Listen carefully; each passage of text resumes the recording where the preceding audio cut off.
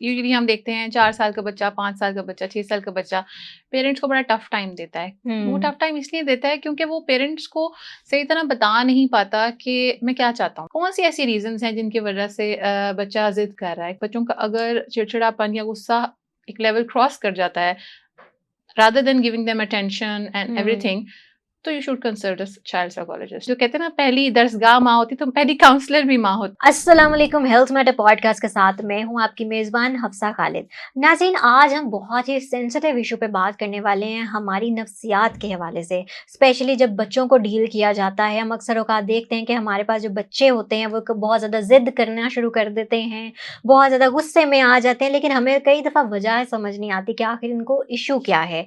तो इन सारी चीज़ों पर बात करने के लिए आज हमारे साथ यहाँ पे मौजूद हैं इरम मखदूम, जो कि एक हेल्थ साइकोलॉजिस्ट हैं और इसके अलावा जीसी यूनिवर्सिटी में बतौर लेक्चरर काम कर रही हैं और साथ ही साथ एक रिसर्चर सुपरवाइज़र के तौर पे भी काम कर रही हैं। अस्सलाम वालेकुम इरम, कैसी वालेकुम हैं आप? अस्सलाम, मैं ठीक हूँ, आप कैसी हैं आफरीन? अल्हम्दुलिल्लाह, मैं भी बिल्कुल ठीक। अच्छा, हमारी सोसाइटी में, हमारे अपने घर में जब हम अपने बहन-भाइयों के बच्चे देखते हैं या हमारे अपने भी बच्चे होते हैं, तो हुँ। हमें अक्सर औक़ात उनके मूड्स की समझ नहीं आती, क्योंकि बच्चों का आज मूड कुछ है तो कल उनका मूड कुछ और है। कभी वो बहुत खुश हैं, कभी उनका मूड बहुत उदास होता है हुँ। और अक्सर बच्चे गुस्से में भी बहुत ज़्यादा जल्दी आ जाते हैं। तो आपसे मैं जानना चाहूँगी कि हमें जो बच्चों का जो गुस्सा होता है, ज़ाहिर है उनमें भी एक फीलिंग है, तो हुँ। गुस्सा आने की जो रीज़न होती है वो क्या-क्या हो सकती हैं?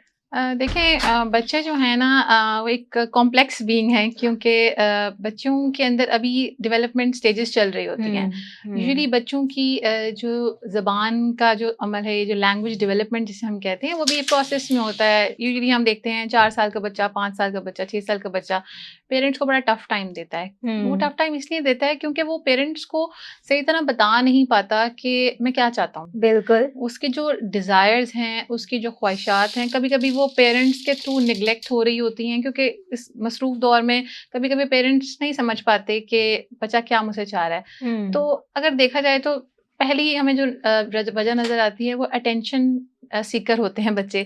वो चिड़चिड़े होकर, गुस्सा दिखाकर या रो-धो के पेरेंट्स ज़िद से, करने लग हाँ, जाते ज़िद हैं करने बहुत लग ज़्यादा। जाते हैं। दे वांट के पेरेंट्स उनको देखें, उनको तवज्जो दें और उनके उस मसले को सॉल्व करें। लेकिन पेरेंट्स का रिस्पॉन्स क्या होता है कि वो उसको ज़िद को स्नप करने की कोशिश करते हैं। हुँ। तो पेरेंट्स को देखना चाहिए कि कौन-सी ऐसी रीज़न्स हैं जिनकी वज़ह से बच्चा ज़िद कर रहा है। क्या उसकी फ़िज़िकल नीड्स पूरी तरह उसको मिल रही हैं? क्या वो सो रहा है? क्या उसके साथ स्कूल में कोई मसला तो नहीं हो रहा? या फिर वो कुछ कम्युनिकेट करना चाह रहा है लेकिन नहीं कर पा रहा? तो उसको पेरेंट्स को ज़्यादा अटेंशन देनी चाहिए और फिर उस मामले को रिज़ॉल्व करना चाहिए। पेरेंट्स के अलावा तो इसको कोई रिज़ॉल्व नहीं कर सकता। हाँ, कुछ केसेज़ में ऐसा होता है कि बच्चों का अगर चिड़चिड़ापन या गुस्सा एक लेवल क्रॉस कर जाता है, rather than giving them attention and hmm. everything, so you should consult a child psychologist, because sometimes children are suffering from ADHD or hmm. other behavioral disorders, जिसको एक चाइल्ड साइकोलॉजिस्ट या counsellor ही deal कर सकता है। घर में उसे deal करना मुश्किल है। राइट। अच्छा, बच्चे को ज़िद्दी बनाने में, बहुत चिड़चिड़ा बनाने में माँ का कितना किरदार होता है? देखिए, हमारे माशरे में ना फीमेल्स पे ब्लेमिंग तो बहुत ज़्यादा हुँ। हो जाती है, लेकिन it's not the only mother, because parents both are going to pay attention to the needs and the family members hmm. Also. तो mother can resolve his queries and issues, उसको वो सिक्योर फ़ील कराए, उसको avoidant behaviour ना show करे। तो एक बच्चा ज़्यादा जब सिक्योर फ़ील करेगा तो वो चिड़चिड़ा होगा ही नहीं। हुँ। शी और she will come to the mother and वो उसको बताएगा कि मुझे ये चाहिए। जब वो ये फ़ील करता है कि मेरी चाहत और मेरी डिज़ायर को इग्नोर किया जा रहा है, तो वो फिर ज़िद करके इज़हार करता है अपनी और माँ से। बदतमीज़ भी हाँ, हो जाता है तो माँ बच्चा। को चाहिए कि उसको बिठा के उससे काउंसल करे, उससे अच्छी तरह पूछे कि आपको एक ऐसा मसला क्या है कि आप बार-बार इस तरह का बिहेवियर करते हैं। माँ उसकी बेसिक जो कहते हैं ना, पहली दरसगाह माँ होती है, तो पहली काउंसलर भी माँ होती है। तो हुँ। माँ को उसकी काउंसलिंग करनी चाहिए, उससे पूछना चाहिए और ऐसा माहौल रखना चाहिए, माँ और बच्चे के दरमियान ऐसा माहौल हो कि बच्चा अपनी हर नीड माँ को खुल के बता सके। राइट।